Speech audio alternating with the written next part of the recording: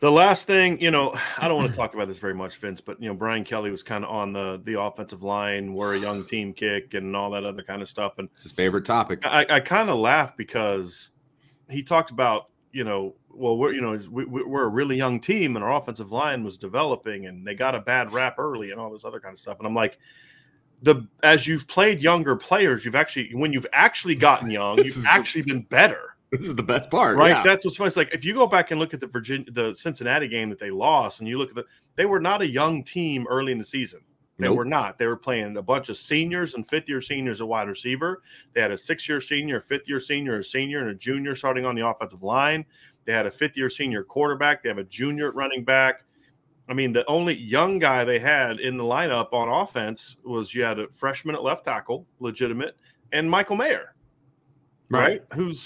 Who nobody thinks is a sophomore. No one's like, oh, he's young. Still want to see his birth certificate. Defensively, you're starting a junior and a fifth-year senior at end. You're starting a fifth-year senior and a senior defensive tackle. At linebacker, you're starting 2 juniors and a fifth-year senior. You're starting a junior and a sophomore at corner, a junior at safety, and a senior at safety, and another senior coming off the bench. Where's the youth? Yeah, you could say maybe they had some inexperience, but they were not a young team. As they've gotten and they've actually become a young team, because now they actually are a young team, right? As they've had to play Logan Diggs more, as they've had to play Lorenzo Styles and Deion Colsey more, and as you see Ramon Henderson, who's not young, but he's a sophomore that hasn't played a bunch, right? A true sophomore. Xavier Watts is a sophomore. You start seeing these young guys getting in the game. Now they're actually young. And they're playing way better than they were a month ago when they were a young team. And what's the harm in saying that? I don't understand why. I don't understand. It's to create a narrative that a lot of people have bought into, that you brought up Sunday night about how great of a coaching job that Bryan Kelly has done this year. And then he starts talking about, like, what was your plan to get these young players ready? He was asked that question. Here was my plan. Lawrence Keys is going to transfer. Joe Wilkins is going to get hurt. And then Avery Davis is going to get hurt. That's my plan to get the young players ready. Yeah. Right? Like, and then Chris Tyree is going to get hurt. It's like there was no plan, because if there was a plan, they wouldn't have waited till the 6th game of the year to put Logan Diggs in the game. And that was a legit question that was asked. That was actually the question, is what was your plan to get all these young players ready? Right. And did you change practice around to accommodate? What? It's feeding a narrative that doesn't realistically exist. Right. And that's because there was no plan. There was no plan. We did see practice. We saw practice. Yes, Bryan, you did. And there was no let's get the young guys in plan. No. Okay. They played like Deion Colsey and Lorenzo Styles, like a couple snaps a game. Right. And it was for breathers. It was exactly when they would run vertical routes, the guys would come off the field where they ended, and then those guys would come in for one play, and then they'd get those other guys back in. Logan Diggs played 0 snaps until Chris Tyree was hurt. What was your plan? Right. So again, if I'm going to believe this and I'm going to buy this narrative, then I have to be convinced that, man, we got lucky, because the moment we were ready to play Logan Diggs is exactly the moment that Chris Tyree got hurt. Right. That's what I'd have to believe. And I'm just not that naive. Right. And, he did not play a single snap of football until, I'm looking at it now, he didn't play a single snap of football till week 6 against Virginia Tech. And it was him and Estime rotating in with the third group when we were there. And it was primarily freshmen. It was Buckner and Estime, and it was all those guys, and they were all rotating on the third team. Yeah. The third team doesn't get reps. They get Lorenzo Styles played 1, 7, 1, 5, 8, and 3 snaps this season before he was forced into action. Right. Yeah. Deion Colsey, actually, he played more. He got 12 snaps against Cincinnati, but again, that was because that was the game Joe Wilkins got hurt. Right. So yeah, it's frustrating to me. I don't understand why you can't just be honest. Right. Like, hey, you know what? I'm proud of my coaches for getting the guys ready when they had to. Next man up. They're playing great. Because look, it can be a totally positive thing that, yes, the young guys are playing now, and we coached them up to get to that point. Now that you had to. Right. That's okay. That's positive to me. Right. stop beating this narrative, this drum of them being young the whole time. Right. Because and again, in some ways, like, hey, you know what? Like Chris O'Leary, for example, 26-year-old assistant coach. He's blessed at the end of the season with an All-American, and 2 seniors who've played a lot of football. Yes, right. And one of the seniors isn't playing well. The other senior, DJ Brown, has been started off rough. I mean, rough first couple games, and has really grown into he's playing good football right now.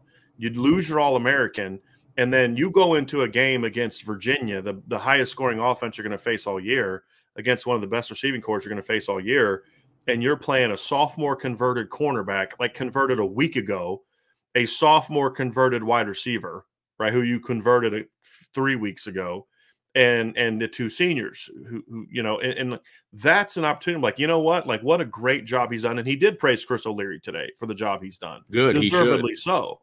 But like that's a situation you could be lifting up and saying, hey, look, we're really young, and he went out there this weekend and did a great job getting our guys ready to play.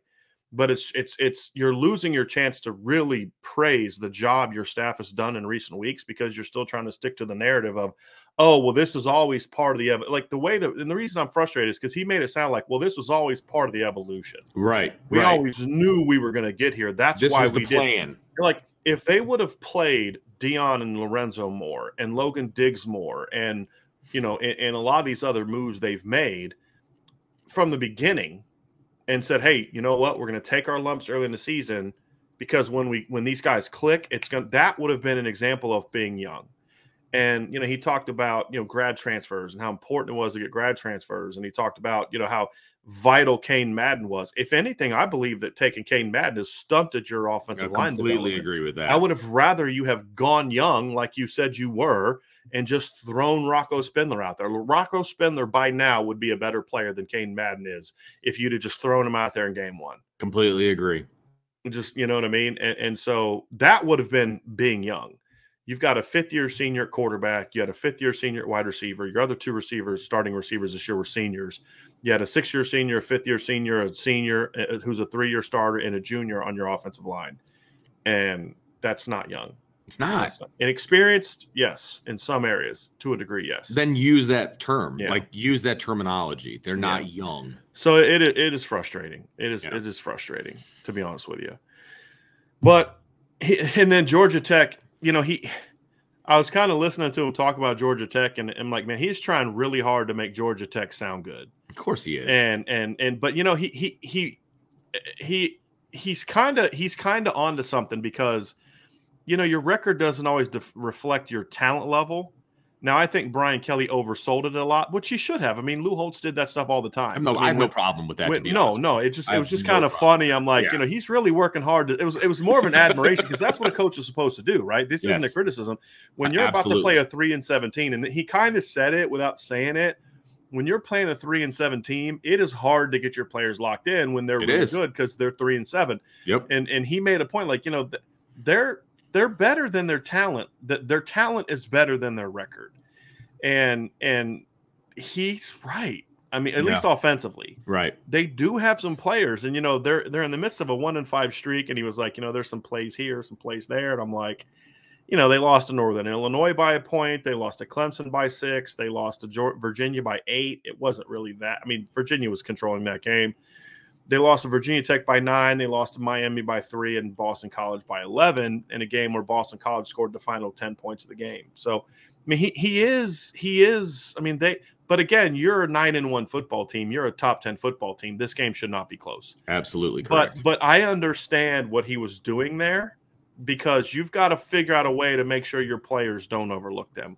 What I would do to my defense to make sure that they don't overlook them is I would just put a highlight tape of Jahmyr Gibbs together and just run it. Yeah. And be like, hey, if you want to think about not stepping up and playing well this week, let's just remind ourselves who we're guarding this week. And I think that should help them kind of. It's nice when you're playing a team that is 3-7, that you have senior day as well. And I know Notre Dame has come out flat on senior day in the past, and I totally get that. But if I'm the coach, right, and it's senior day and it's an inferior opponent, I'm focused less on the opponent, but more on the fact that it's senior day and playing for your brothers. How and do you that want to whole, go out? You know It's what I mean? about Yeah. your standard. Yeah. Exactly. You're focused more on you than you are on the opponent. Of course, you break down what the opponent does and you do all the things that you normally do. But when it comes to talk, you know, it's all about where we are and what we need to do to be successful. And that's what I would do. And that's nice that they have that when they're going up against a 3-7 team. And then next week when they go up against Stanford, who's also not very good. And I would say Stanford's worse. Well, there you go. Georgia Tech actually has some athletes. That's fair. That's fair. They but do. I mean, there's plenty that you can talk about. You're going on the road. You know, this is the last chance to, you know, put your case out there for, you know, the end of the year, all of those things as well. So there's plenty of other things to talk about as opposed to, you know, these two football teams that just frankly aren't very good. Yeah. Yeah. So that was kind of it from the Kelly press conference. Talked a lot about the job that Mike Elson has done with the defensive line, which has just been excellent. You know, talked about how they didn't have Myron this week, and then Alexander Ahrensberger's banged up, so you've got to move Riley Mills outside. Nana, who was sick all week, steps up, and you know, it's like what we've said, that whole next man in thing. No position has shown what that's supposed to look like than what the job Mike Elson's done. And it's not just year to year, because like to me, the funny thing is, it's like this team seems to do better when they have to throw a new person in there in the middle of a week, as opposed to having a whole offseason to get ready with new people, right? Apparently that's harder for Bryan Kelly. But when you look at the job Mike Elson done, yes, he's lost Jerry Tiller and replaced him, and lost, you know, like Warren and Kareem and replaced him and lost. But it's also, there's been times where they've lost those guys during the season. You know, you lose Dalen Hayes against Virginia, 4th game of the year. He's out for the year. In that same game, you know, so you bring Jameer Jones in. A few weeks later, Julian Okwara goes down. And now you're out with 2 NFL draft picks at defensive end. And Khalid Kareem's got a banged up shoulder. He missed a little bit of time. And you don't miss a beat, because now Jameer Jones steps into the mix and Justin Adamiola steps into the mix and plays. And it's really been fun to watch that develop, or it's just kind of like after a while you kind of stop paying attention to who's in the game, because you just know that for the most part they're going to be good. Well, and I hope that, and I'm seeing a little bit in the chat. I know Matt D respects what Mike Elston does, but I hope Notre Dame fans understand how important he has been to this staff, and how lucky Notre Dame is that he has stuck around, because he could have written his ticket to be a defensive coordinator elsewhere, you know, to move on and potentially be a head coach by now, to be honest. But he enjoys what his role is, and he's a family-oriented guy, and he wants, you know, his kids to grow up in the same place. And look, Bryan, you know better than anybody, in college football, to have stability like that is borderline impossible. Yeah. I mean, and so the fact that Mike Elson has made the decision to stay over overtures from other places, because not just his love for Notre Dame, but you know, he's thought about, how's this going to impact my family, my 3 daughters, my wife, and yeah, I respect that a ton. You know, it is hard to juggle being a parent. I struggled to just be a husband when I was coaching. I mean, I wasn't good at it. I was a really good coach and not a real good husband. Mike Elson has to juggle being a coach at Notre Dame with being a husband and a father to 3 girls. And it's just like little things, like there was something where he couldn't be at one of his daughter's dances, so Kurt Hinish takes her to the dance. Right. Like that family kind of atmosphere that he's built. He's got his players. I had a parent of a Notre Dame player who didn't play the defensive line who said this to me. He goes, Mike Elston has his players over his house as much as the NCAA allows them. Like that's kind of how it is. And he said it in an envious manner. He's like, my kid's never been to his position coach's house, right? Ever.